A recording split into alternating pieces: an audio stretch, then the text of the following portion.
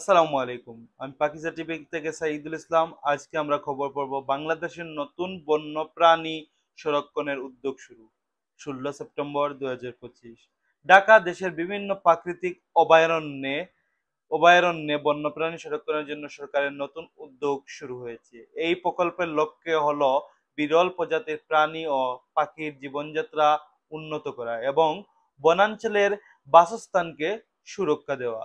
পর্যায়ক্রমে সরকার বন বিভাগের সঙ্গে মিলিত হয়ে বনাঞ্চলে পর্যবেক্ষণ ও শিক্ষামূলক ক্যাম্প চালাবে। বিশেষজ্ঞরা জানান, এই উদ্যোগ দেশের জৈব বৈচিত্র্য রক্ষা করতে গুরুত্বপূর্ণ ভূমিকা পালন করবে। প্রধান মন্তব্য: বন বিভাগ জানিয়েছে, আমরা চাই বাংলাদেশে থাকা প্রতিটি প্রজাতির প্রাণী নিরাপদে বাঁচুক এবং প্রাকৃতিক পরিবেশে তাদের স্বাভাবিক জীবনযাত্রা বজায় থাকুক। আজ এই পর্যন্ত। ভালো থাকবেন। পাকিজা টিভির ভিডিও যদি আপনাদের ভালো লেগে থাকে অবশ্যই শেয়ার করবেন।